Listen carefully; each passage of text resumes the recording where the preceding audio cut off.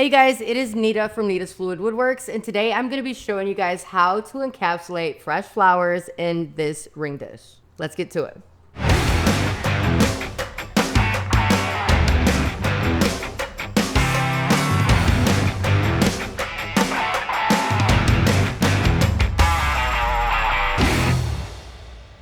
All right, you guys, first step on this, we're gonna get the resin mixed. This is really easy. I like to do this piece with like bouquets that have extra flowers, or if a bride or a mom or somebody has like a flower bouquet or a flower fell apart, this is perfect for that. It doesn't take a lot of resin and it doesn't take a lot of the flowers, the petals. All right, so we're using Deep Pour Epoxy. This is a 2-to-1 mix ratio, and I'm gonna do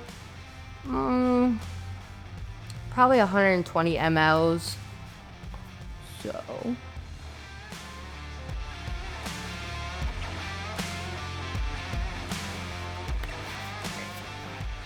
So I always do B first, then A.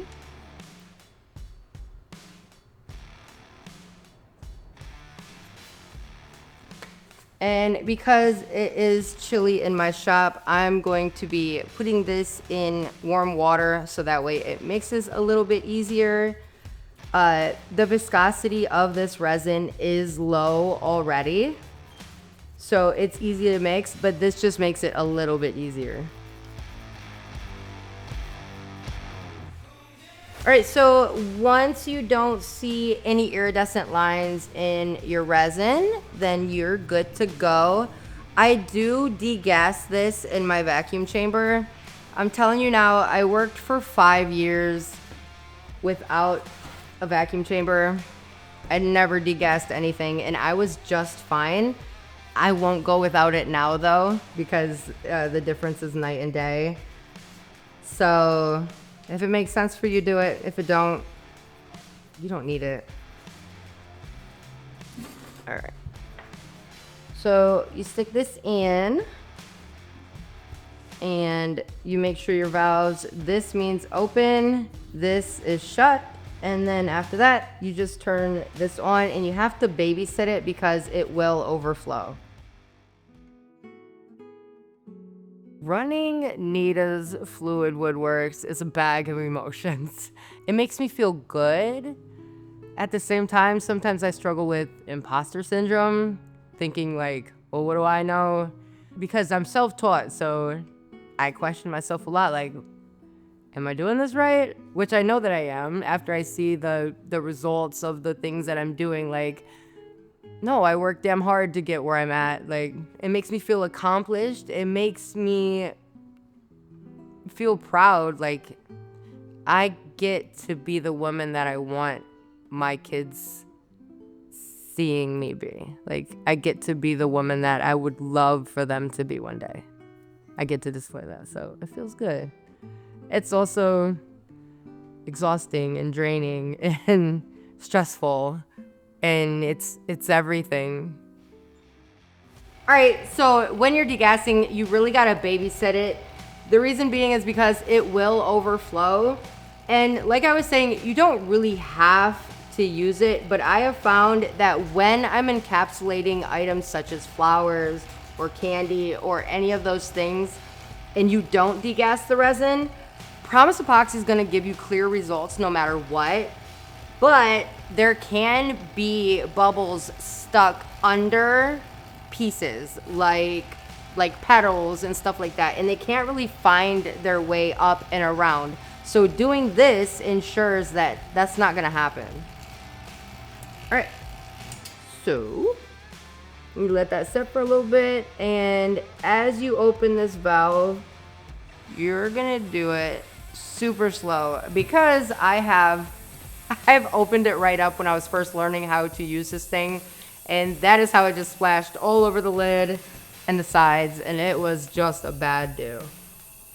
So when I go down, I go to about 28 and I leave it there. I leave it there until it's just done.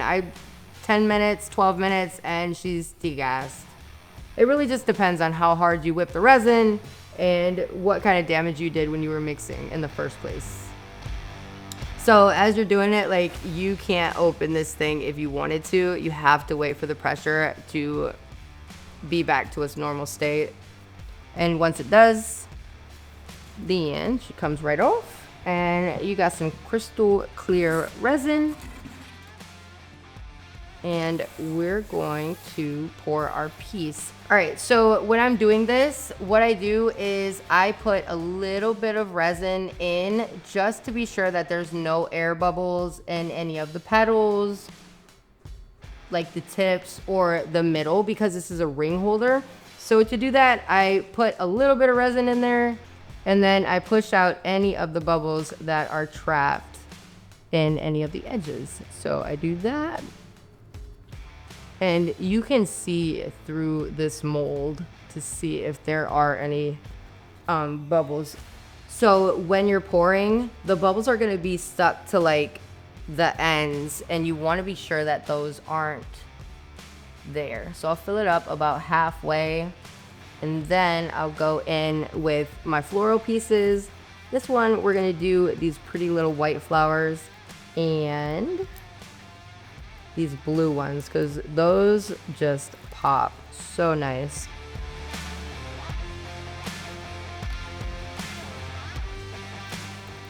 And I just break them apart and I add them in. I do whole ones and just petals. These are nice add-ons if you do floral encapsulation pieces for brides, or if you want to get into it. I actually have an e-course that is all about floral encapsulations, like how to set them up and make them pretty and actually have no bubbles, and just, it's the whole process, how to polish, how to dry your flowers, how to do all of the things.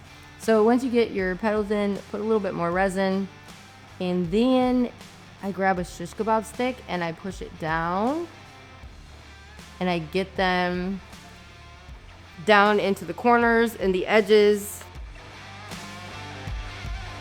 All right, so now that I got this placed, we're gonna let this sit for 3 days. What people in my life have helped me the most on my journey?